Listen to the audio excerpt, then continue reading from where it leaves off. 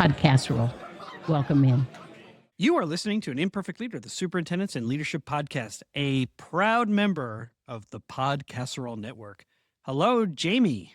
Hey, Peter. How are you doing? Yeah, I'm doing okay. I'm doing all right. Good. Yeah, I'm really excited to talk about our guest today, Terrie Morgan. And she was probably the most real leader. I think about last week, you talked about Richard Ramos, and what you appreciated about his imperfect leader definition was the fact that you have to be a real leader, if I remember correctly, something like that. Yeah, and realistic. And so a realistic. I mean, you couldn't get more, what I thought, real than Terrie Morgan.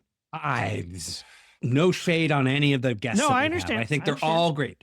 I heard the first words out of Terrie Morgan's mouth. This is the first words she said. This is a 36-year career serving in Hardin County Schools in Kentucky. 36 years in one district. And now superintendent for since 2016. She says, you said, welcome to an imperfect leader. And she goes, it sounds like the perfect show for me. I'm like, as soon as those words came out of her mouth, all of my chips got pushed to the center of the table. I'm like, oh, I'm all in. Oh, I'm all in. I'm all, yeah, all in. Because you got me. I'm with you, Terrie. What do you want to do? Where should I go? So funny. I truly loved her humility and clarity and so wonderful. And so I feel like there's a few of these where I'm like, listeners, you're in for a treat. She's amazing. She's truly amazing. I mean, do you want to get right into it, or is there anything you want people to listen to?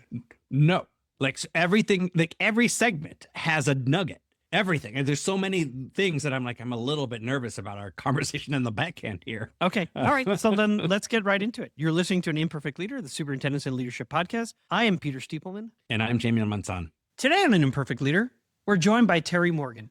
Terrie has dedicated her entire 36-year career serving the Hardin County Schools in Hardin County, Kentucky, and has served as the district superintendent since 2016. In 2024, Terrie was named the Kentucky Superintendent of the Year. Terrie, welcome to an Imperfect Leader. It sounds like the perfect show for me. I appreciate the opportunity to be here. That's funny. Listen, I continue to be in debt to Dee Dee Ashby for connecting me to outstanding Kentucky leaders.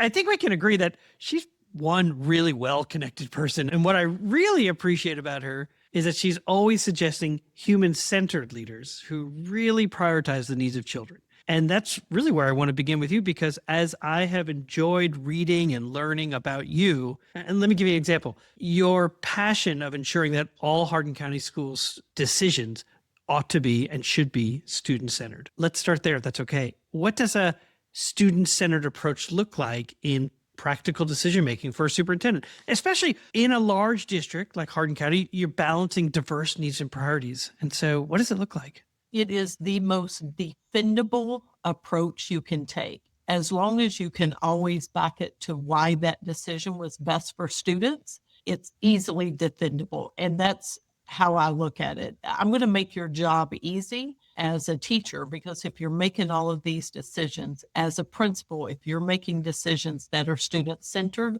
you can defend it to the nth degree. And people, while they may not agree, they will see your passion and your importance of being a student-centered district. Does one come to mind for you as you were describing that, which absolutely, I love the definition. It's the most defensible decision one can make as a leader. Putting kids first, absolutely. I'm trying to think through things like inter-district transfers, or because sometimes we make a decision for a child to attend a different school and you get criticized, why not me, and you let them. And you essentially, in your response here, is because kids. This child is going to be better situated in terms of the services they need. But you know what? I'm always going to make a kid-first decision. So I was just trying to think through some that maybe come to mind as you sometimes get pressure from the public to defend a decision. So one that I can think of immediately is we have a program which is called Low Incidence in the state of Kentucky.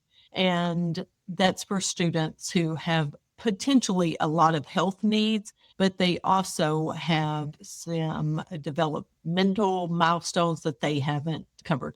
Many students, possibly with significant cerebral palsy, would possibly fit into these classrooms. They have a lot of academic struggles, generally have an IQ 55 or less. So I made the decision that if a sibling needs to go to a low incident unit, that their siblings can also attend that school. In one situation, a principal had told many family members that they could not attend their school out of district. And yet I overrode that decision by saying, no, but these siblings will be able to attend. What a great example. And the issue was other parents were going to know that they accepted other students out of district after they had been told no. But when I looked at the students, I could not tell a family that they had to take a twin sibling to a different school and put families on two different. Right. It's already an excruciating decision for a family to know that their child is better served outside of their home school.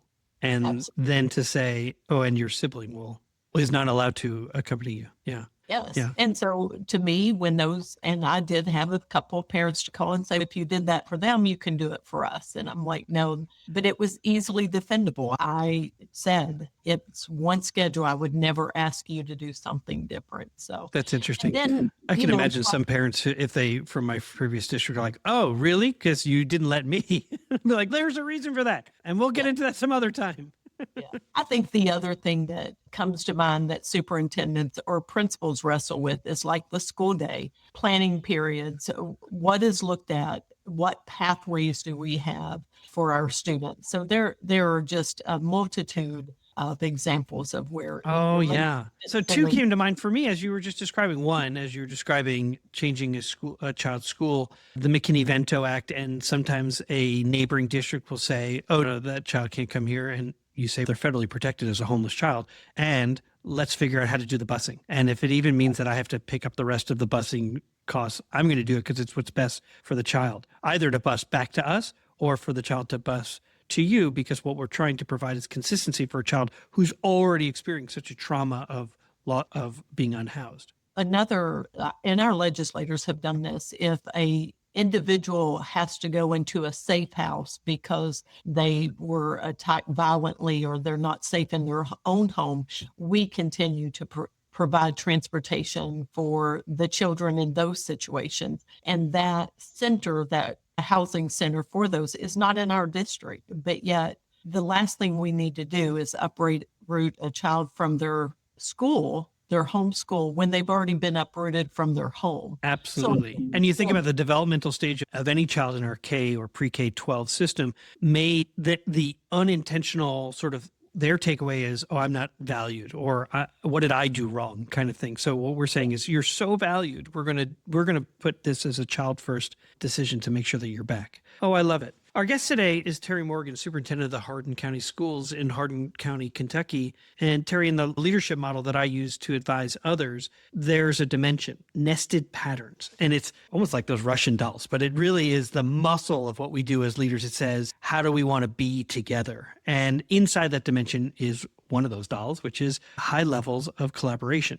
And during an I Lead session that I was able to watch, I really did do a deep dive. Tell me about Terrie Morgan in Kentucky. You discussed recognizing and working on weaknesses, not as true flaws, but as areas needing awareness and growth, and often by learning from others. And so how do you encourage that culture? And I know you have an affiliation with Dee Dee, which tells me that you have an affiliation with Studer, which tells me that culture is a big part of the work that they do. Systems, absolutely, but starting with that culture. And so how do you encourage a culture within your staff and among students where individuals, including yourself, really can identify and address these areas for continuous improvement? I think as a leader, you have to show that you're always learning and willing to do that. And there's a difference between stupidity and ignorance. And when you are ignorant of a concept, you just have to go and educate yourself about it. And there's absolutely nothing wrong with continuing your education.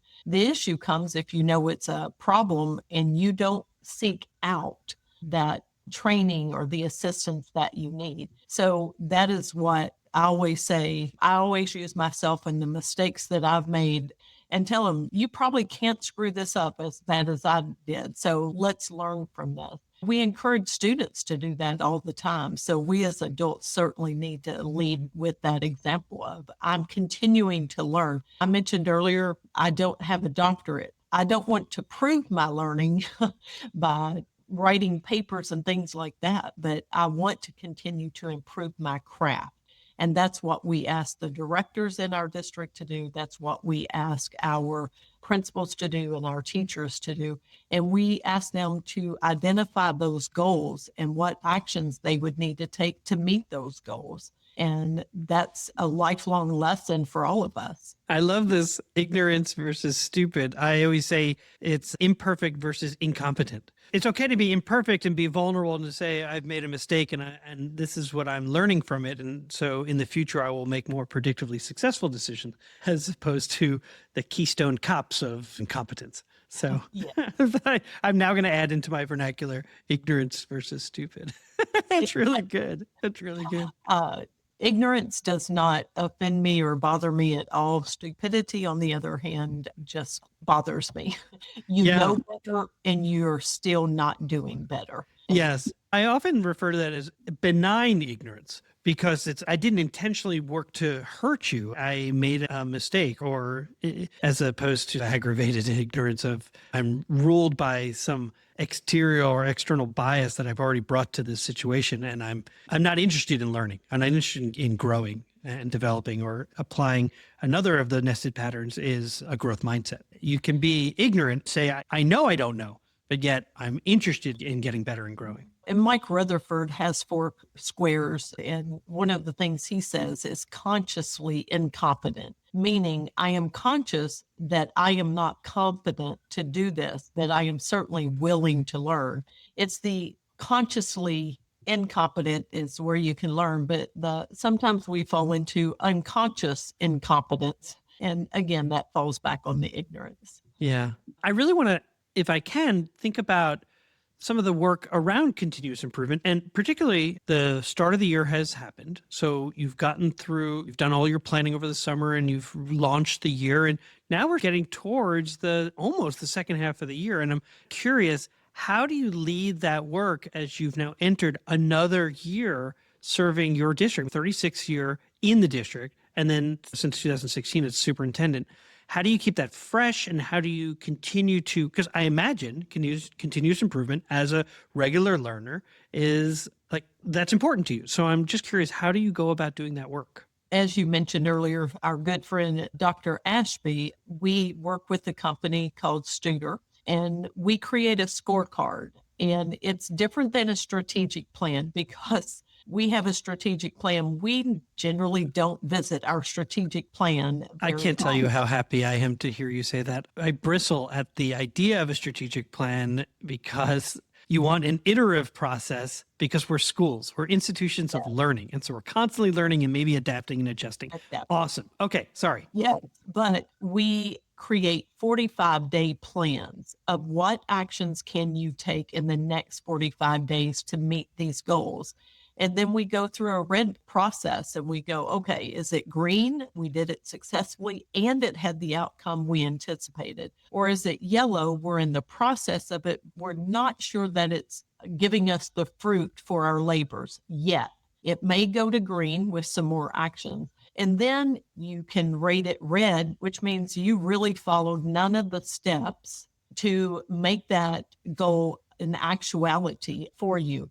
The issue is we have to look at if it's still red and it was part of our 45-day action, why did we put it on there? Do we need to change our actions? Was it a bad goal? Or do we just need a kick in the pants to say, no, we had the right goal, we had the right actions. We just need to make it a priority now. So doing that every 45 days. So after we do those 45 days, then we plan for the next 45 days. So if it was yellow or red, then we would actually continue with the next steps or change those actions to get to the goal that we set. And sometimes, and you as an educator know, sometimes students can throw you for a twist and you can say, I was not anticipating those issues because we've never had that group of students with that group of needs. So sometimes we just have to stop and change based on the situation that's at hand. As the superintendent, we have a lot of new employees every year.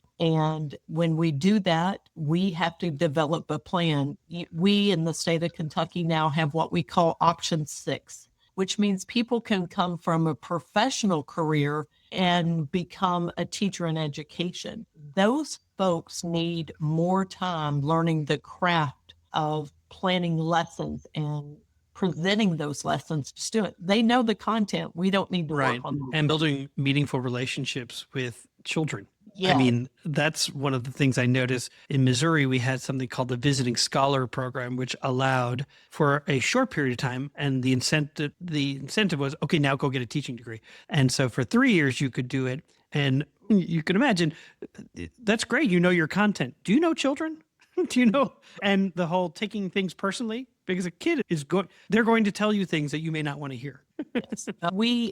Through our Option 6 program, we had a gentleman who worked for a church, and he did work for us for about 10 to 12 weeks. And I say this comically, he said, I'm going to go back to the church full time because I find that it is easier to deal with sinners because of my lack of preparedness for what Yeah. Are you sure he didn't say, I'm going to go back to church and pray? I do like his line better, but I wanted to fill in yours where it's like, you know what? I think I'm just going to go back and pray for everybody because my word. He didn't tell me he did that on a daily basis, but he worried more about his impact. So that's so funny. Honesty, and he still mentors children, just not on a daily basis. He found the place that made sense for him. That's good. Yeah. I'd like to ask you a question that I ask every guest who comes on the podcast. How does the term an imperfect leader resonate for you? It resonates with me on a daily basis. I go home every night and truly reflect on what happened that day. And I'm thinking, I wish I had done this differently. I wished I had taken more time. I wish I had taken steps to get more buy-in. And so I think that imperfect leader is just the reality of what is being asked us on a daily basis when we don't control all the pieces all the time. And you just have to turn and make adjustments. You really become an imperfect person when you don't make changes as a result of realizing you're an imperfect leader. So I want to talk a minute about the Mosaic Project. It is one of our favorite organizations and has over 25 years of experience empowering students to really celebrate differences, communicate assertively, and resolve conflict peacefully at their outdoor school. I happen to have experience being part of the Mosaic Project, and so I can absolutely tell you it's an amazing organization. Their innovative SEL curriculum is now available to our Imperfect Leader audience. And so you can get a 10% discount through their new documentary film-based Mosaic Classroom Project. So just let the people know during your onboarding process to receive that 10% discount is to just mention an imperfect leader. Learn more about the Mosaic Project at mosaicproject.org. This is Greg Meyer, Jamie's partner at APC Leadership Collaborative. Superintendents know that school principals are the single biggest lever that any school district has for improving student joy and success. Unfortunately, there's very little professional development for the specific things that a principal has to do to improve their school. At APC Leadership Collaborative, we specialize in coaching principals to take on audacious goals, build their leadership skills, and make big improvements in their school. If that inspires you, let's connect and talk about how we can collaborate. Find APC Leadership Collaborative online at apccolab.com. When leaders think in systems, they think differently.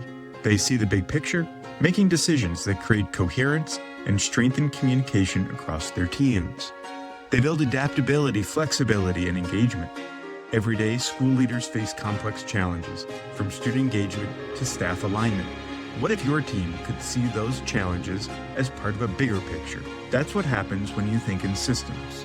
It's how leaders turn complexity into connection and challenges into opportunities for growth. At the Waters Center for Systems Thinking, we help educators and organizations build this capacity, developing the habits and tools that turn vision into action.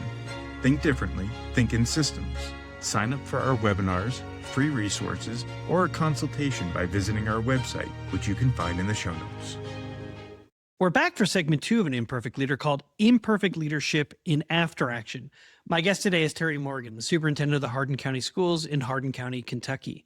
And in this segment, we ask our guests to deconstruct a decision they made and then what they learned from it. Terrie, what happened? So we had this great idea to create our first ever preschool through 8th grade center. Our schools here in Kentucky generally go preschool through 5th grade and then 6th through 8th. And we had declining enrollment. And so we were going to create one new building that was a K through 8 building or preschool through 8 building. The issue was the elementary school had been promised a new school and they anticipated it being preschool through 5th. But I gave all the justification for that to our Board of Education. So the Board of Education voted to do that. And that's the big problem there. And then I went and spoke to the teachers and the assistants in the building to let them know what the new plan was that the board had passed. And we had done a lot of work working through this process with the Board of Education. Unfortunately, when we talked to the teachers, they were adamantly opposed to being in a school that had preschool through 8th graders. And they very quickly promoted an anti-group. A narrative. Oh boy. Do you want your 5-year-old with a 13-year-old? All those kinds of things. Oh man, I could just see it. In the restroom? What about students in the stairways? All of these issues, and just created a lot of angst in the community. Yeah. So then we thought we should have a community forum, and individuals got to come to the mic and state what was wrong or what questions they had. And based on the number of people there, we slotted so much time. So if we had 30 people wanting to talk, each one of them got 3 minutes. So it turned into a huge mess. So I very quickly learned that you need to start with the boots on the road, or be doing it at the same time that I was working with the board. I should have been working with the staff. You're jumping right into the what got overlooked, which is amazing. Okay. So if I understand correctly, you had an opportunity because of declining enrollment, again, a student-centered decision, seeing that there was an opportunity to create a pre-K through 8th grade center. And previous to you, there was a promise or an expectation, let's say, that the next school was going to be a K-5 center, not pre-K 8, or pre-K 5 and not pre-K 8. And you lay this out for your board as a superintendent would, and says, look, you ultimately make this decision as a board because you represent the community. Where do you want to go? And they said, we want to create this pre-K 8. And you said, okay. And so then you went to deliver that information to the teachers and leaders, and maybe you were expecting their opposition, but it maybe not as strongly opposed as you received it. And then this campaign against this decision went into effect. And so did I capture, is that what happened? Yes, absolutely. Okay. Wow. Sorry that you have to relive it. That is a big deal. And so I apologize for jumping into what could overlook, because I think you were getting at that for me. So what I think I started to hear you say was, in terms of engaging those impacted, like the teachers, that in terms of the timeline, you would have preferred to have done it at a different time. Yes. But the other part, our board does take a commitment to be good stewards of taxpayer money. And we knew we were going to have to replace 2 buildings, but with declining enrollment, it made sense to be good stewards of taxpayer money to make one build. So after meeting with the staff, we did do the community thing. But I think had we started, inform the board that we were going to have these conversations, because you certainly don't want to create animosity with the board of, what are you doing out in public? They're putting pressure on us to vote this way or this way, and we don't know a lot about it. But to do it in unison would have made much more sense, to talk to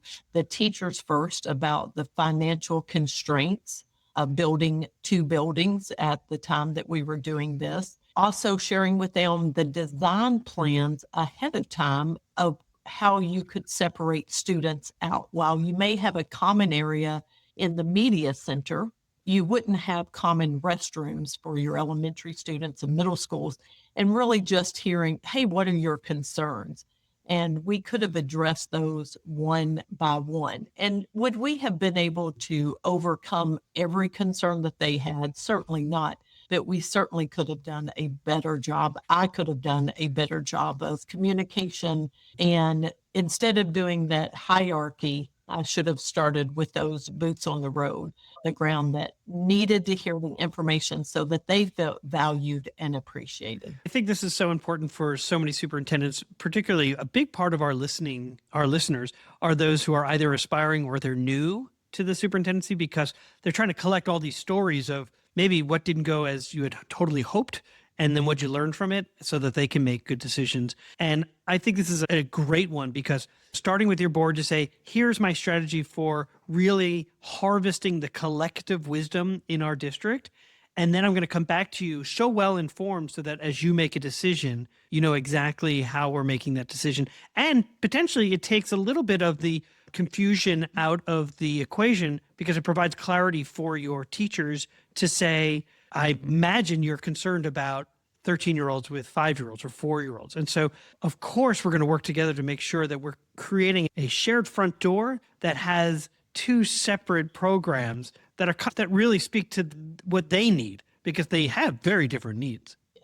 Peter, the way you just said that earlier, I wished I had written that down before I started this process. We're going to get a time machine and we're going to meet. The rear view mirror sometimes is clearer than what's coming in front of you. Oh, that's a Dee Dee statement. I remember my conversation with her a couple of years ago where she talked about rear view mirror and what's in your front view. What is that in the car? Your windshield versus your rear view. Yeah, that's great. What did you learn about relationships? They are incredibly valuable. I also learned that different people expect different things from you. And some people are great with a 1-minute conversation. Others need you to sit down with them one-on-one and have a deeper conversation. And you can't take how important those conversations are for granted. And it may not be for your benefit all the time, but man, the benefit of listening to them and them feeling valued and appreciated is to be, I guess, appreciated that they feel that they can have those conversations with you. So I learned a great deal about relationships. Number one, don't take any of them for granted, especially when it comes to something they're incredibly passionate about. The more passionate someone is about something, the more time you have to invest. And that's what I learned from I imagine also just superintendents who are listening, we hate to say it, but we're politicians in some way. We're the lead learner and we're the lead storyteller. And the storyteller sometimes is basically we're a politician having to maybe communicate well where we're going and what we've learned. And there are others in the community who are also highly valued for their storytelling. And so knowing who are those important connectors, particularly those with the board and other community groups, so they fully understand what we're trying to achieve, so they can then share that information with others and maybe dispute the counter narrative that has been, particularly with social media, that is spun and then spins out of control. So I wonder if you have seen that subsequent to that decision or even as part of that. Oh, absolutely. Immediately following this, one of the parents put on social media for the people of that community to sign a petition to have me fired immediately, and came to the next board meeting to show how many signatures that they had. And this was within my first or second year as superintendent. Oh, gosh, how troubling. Our board chair A buyout already? and they did not want a buyout. Flat out fight. There was no money changing hands for a buyout. God, I'm glad you can look back and laugh, but my gosh. Oh, I did. And I really respected our board chair when that individual came to the podium during their opportunity to speak at our board meeting And the first thing, as a new superintendent, we want her fired. We want her fired immediately. So during the pandemic, a parent came to the podium and said to me, Dr. Stiepelman, if I were married to you, I would divorce you. And then she said, and you're a chicken. And then she put on a chicken head. I didn't even see where she was hiding it, but it was this massively large chicken head. And it was about the one time that I was happy to have had a mask on, because my face was just like, oh my. But luckily I'd been in the job for a little bit, so I wasn't too worried. And look, we're both on the other side and have lived to laugh about it. It's true. It's true. You're so right. In the end, what was something that was good that came out of this situation for you? Number one, it taught me about sitting down and creating a process of communication of what steps we take in any decision that is going to impact our schools, our teachers, our students, their families. And so thinking of unintended consequences. I complain often about our legislators making legislation and they don't think of the unintended consequences, the time, the energy, the funds that creates at a school level. And then I was guilty of the same thing. I needed to recognize the unintended consequences. So I learned when we do a press release, who needs to know? And I'll share with you, when we do shutdowns because of an emergency situation, they're called lockdowns. If we have a threat of a weapon or something like that, our buildings and grounds people, we never let them know. So here they are in a van going and unlocking a door when everybody's on lockdown, which they are not, they don't receive a warm welcome when that happens. So now when I do a lockdown, we have all of our channels of communication. Don't forget about bus drivers. Don't forget about custodians. Don't forget about building and ground. So again, it's just that process of communication. Who all needs to go know, who all is going to be impacted by this. That is such wisdom. I think we will end there. Our guest today was Terrie Morgan, the superintendent of the Hardin County Schools in Hardin County, Kentucky. And first of all, your last response in terms of really making sure that you're engaging those who are impacted. And I was looking back on all of the lockdowns we've done, and I wonder, did we tell facilities who might be entering into a space and be misidentified as a perpetrator of something? And wow, that really was eye-opening for me. And so I'm sure for those listening.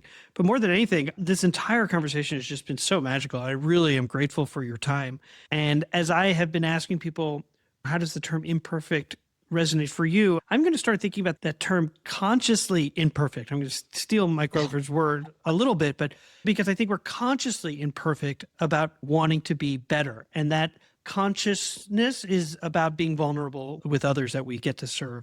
And so thank you for always reminding us that it's really about student-centered decision-making, and that's the most defensible decision one can make. So grateful for your time. Thanks for joining the program. I appreciate the opportunity. This has been great as I go back, and I'm thinking I can share all kinds of other imperfect decisions that I have made. So make sure, don't become oh boy, she sounds incompetent. No, perfect. Thank you again. Thank you. All right, Peter, we're back. I'm excited to talk about this. There's a bunch of things that I want to mention. Can we start with, it's kind of toward the end, or I don't know, maybe 3/4 of the way through the conversation, when she was talking about working with Studer and not having a strategic plan, but a scorecard. And this really resonated with me. I wondered, A, what are your thoughts about this approach? And B, what makes this better than use a strategic plan? Why would you just not have a active strategic plan? Yeah, so actually the work that I led was also a scorecard. We had a scorecard, and it had 4 sections. It had the acronym of FACE, which was finances, academics, climate, and employees. Mm-hmm. And in each of those areas, we had different pieces, indicators of things that we wanted that we had prioritized that were tied to our goals. And then we would look longitudinally, how were we doing in each of those areas? We would code them red, yellow, and green. And then on the far, we had the same categories for about 10 of our comparison districts. And because I wanted to know how we were doing is important, how are the districts that were most like us doing? Because if we were doing better or the same or worse, what can we learn from them?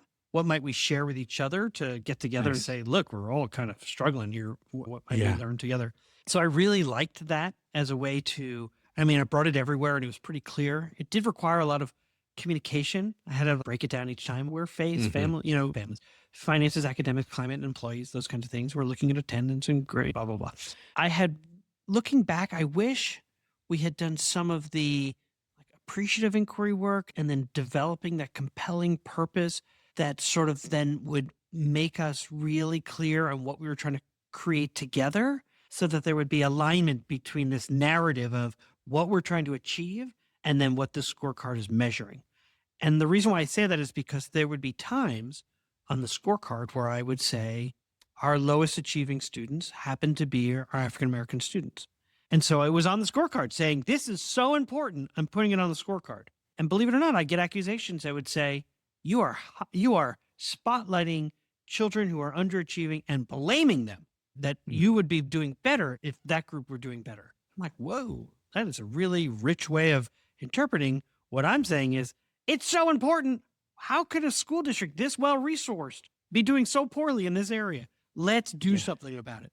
And if we had tied it back to all of this work together, then it would have said, oh, of course that's on there. Because together we had created this compelling purpose to say, this is what we want to create together. A district where every child succeeds as well. And we're going to make sure that they are front and center on our scorecard. I think that's fascinating. It's funny. My brain cannot get past the idea of my friend Peter Siepelman, absurd baseball fan, thinking, I mean, I too am a baseball fan, but thinking the word scorecard. And then I'm like, oh, it must have had bases on it. And it must have indicated That's right. E high school, error high school. Oh my God. Error That's so grade. funny. Yeah, that's right. Fly out, line out. Yeah. IBB. Exactly. That's so funny. Yeah. Or an exclamation point, because that was quite a play. Yeah. That's probably why I felt so comfortable keeping a scorecard like that. I'm like, oh, of course. Just I mean, both of us, I grew up doing this. This is what I loved so it. I funny. still do. But that's what I was thinking about. Oh, I could see basically when we do strategic planning, the only thing that's original about us is the back end. It's like we basically just promote cycles of inquiry or an iteration of reflection on relation to progress toward what you said we were going to do over the next 5 years, 3 years, whatever it is the strategic plan is set up as. And it's in essence a scorecard, but it's just a cycle of inquiry where you're doing some reflections and you're marking progress toward those goals. What I liked about her that I had never really thought about, her approach. Terrie had the 45-day plan. And what are we going to accomplish in 45 days? I thought that was amazing. Totally amazing. yes.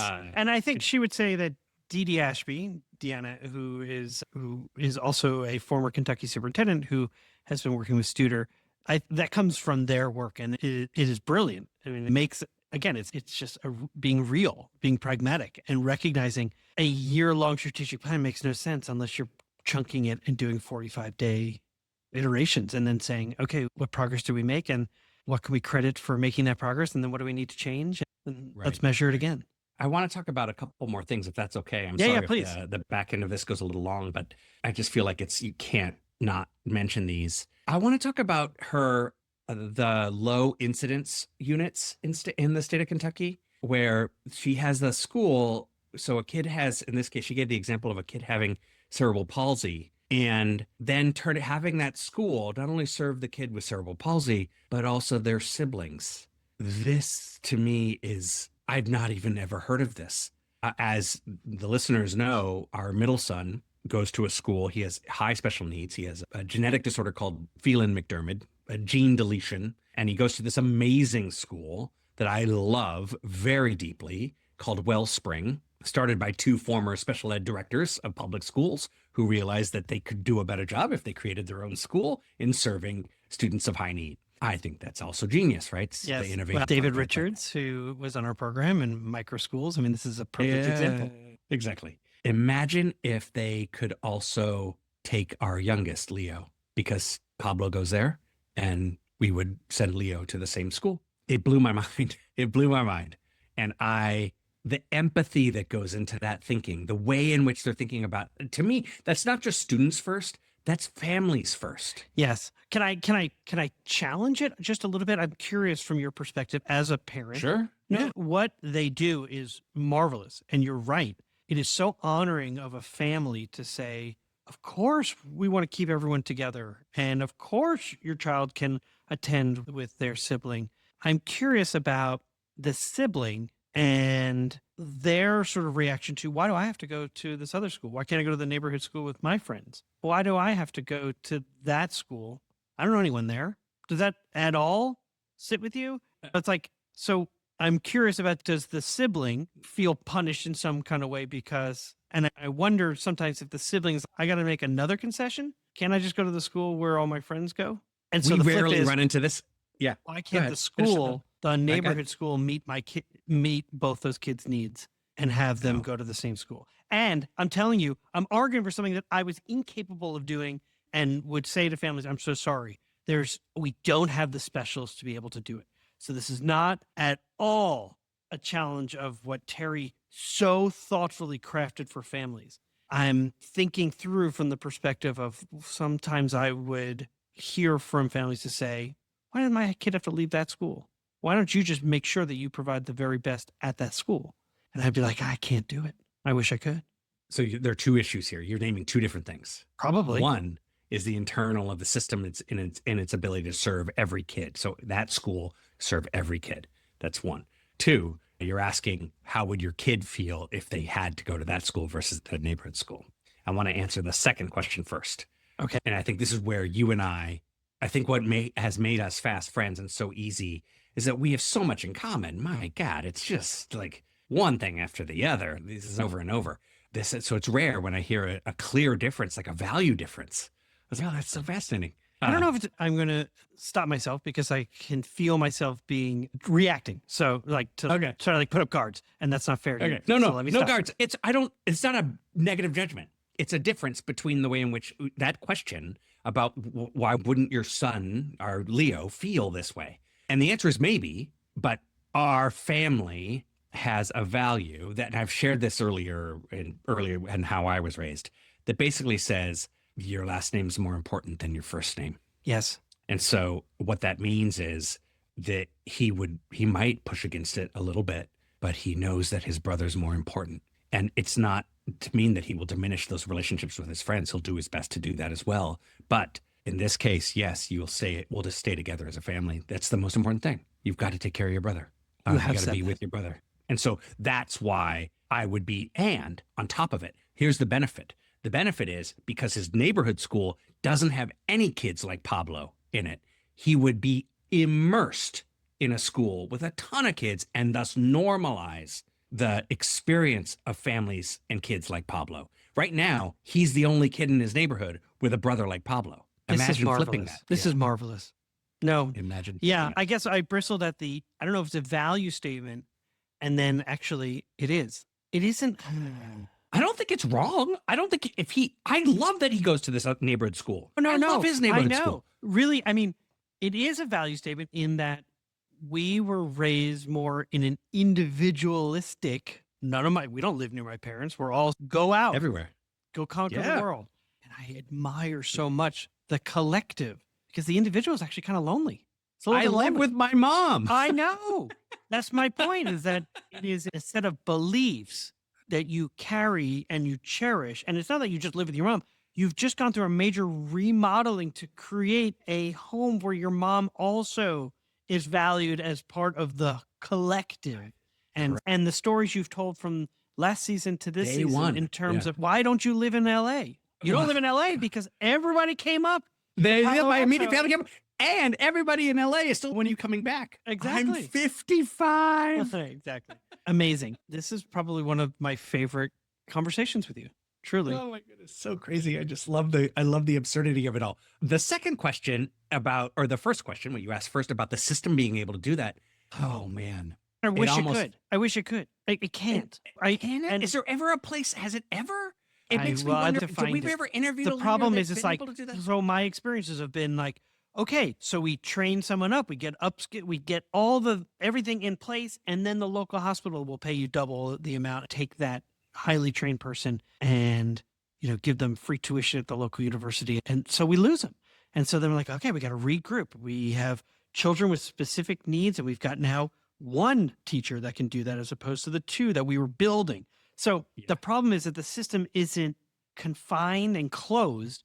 It is so dynamic. And because of the country we live in and the market sort of economy or whatever you want to call it, it's that they can recruit away. And I think that's why ideally I'd love to see it work. It can't with the kind of way that we treat talent or that we compensate people. I don't know. I guess I'll put it out to the listeners. Those of you that know a leader who is creating such a thing, I would be very interested to listen to that. I would leader, expand talk that to to leader. a community that has figured it out, because great. it's not just Even a better. leader. Because it could be like the two teachers you just mentioned at Wellspring. Is that what it's called, Wellspring? Yeah. That in this community in particular, there are all these teachers who have left the system and opened up shop and have connected their very specific programs within a community, in a neighborhood, to that school. So they're able to be integrated and do things together. And I mean, that would be great. That would be great. I mean, when I've had subsequent conversations with David K. Richards about the micro school movement and sort of my advice on, man, I think schools would be so excited, public schools, if they knew that you could provide something that they cannot do right now and that you did it together. I think they'd do it in a heartbeat. Before we close, and please, obviously we're running long, but before we close, I would like to mention, I'm going to say one thing, but I actually want to talk about the other thing. And the thing that I want to just say aloud is the concept of difference between stupidity and ignorance. And I only want to say it aloud because I thought that was exactly right. And this is why she opens with this. This podcast is perfect for me. But the thing that I want to end on. But let me just define, just a reminder. So if you're driving, you're like, oh, I think I heard that. Ignorance, not knowing, but willing to learn. Stupidity, knowing better, but not seeking assistance. Yeah, she says, yeah, exactly. Yeah. Okay. The issue comes if you know it's a problem and you don't seek out that training or the assistance you need. Yeah. That's so good. Yeah. But what I wanted to end on was the idea of bringing in someone from the outside, someone from the community, a specialist in the community, and have them become a teacher. And you said, so in Missouri, they could do it for 3 years. They would know their content, but do you know children? Do you know how not to take things personally? Because a kid is going to tell you things that you may not want to hear. And she said they do it with what they call their Option 6 program. This is my favorite story. And that she said, we had a gentleman who worked for a church, and he worked for us for about 10 to 12 weeks. He said to her, I'm going back to the church full time because I find it's easier to deal with sinners than my lack of preparedness. Oh my goodness. I loved this, because it couches one of the things that I think is so true for us as educators, especially ed leaders, everybody in education and public ed. We are a calling and a profession. It is a profession. We study, we figure out, we learn about what child development looks like, and we apply that as it relates to learning concepts like literacy, mathematics, mathematical reasoning, et cetera, including social emotional learning and all the other things that go with it. The idea that someone who knows a lot of stuff about one thing could come in and just start doing it. Here's this pastor, and he's, yep, kind of hard. In the words of the pastor, I would say, amen. It's so hard. Yes. It took, hard. Having spent 18 years in Missouri, I so much when she was telling a story, I wanted to be like, bless his heart. Bless his heart. I agree. Sinners are easier. It is a lot easier than assessing 180 students every single day to figure out where their misunderstandings are and how often those misunderstandings are not the same and they're all over the place. And your job is to get them to the same outcome. I love it. And look, I know we got to end. So we didn't even get to talk about her after action review although I think she would say, yeah, but Peter, pretty easy to sum up. I mean, it would have been helpful if I'd gone to the school and talked to them about being a K8 before bringing the news to them that they were no longer going to be a K5. I will say that I am so actually, I'd say I'm thankful, and which is great because this is the week of Thanksgiving. And so I am thankful to her for her wisdom and for her time and for her many years of service to children in her community. And so I'll leave it there. I guess I would also say I'm thankful for you, Jamie. This has been another great episode, another great week, and it continues just to be the highlight of my week. So Thank you. I want to tell Terrie Morgan I'm thankful for her. She clearly was raised by the same parents that I was raised by, same people that I was raised by. Her humility and her leadership is infectious. I'm all in. You've been listening to An Imperfect Leader, the Superintendents and Leadership Podcast. I'm Peter Stiepelman. And I'm Jamie Almanzon. We are thankful for you for tuning in each week. And don't forget, you can give us 5 stars. It'd be totally fine. Anyway, see you next week, Jamie. See ya.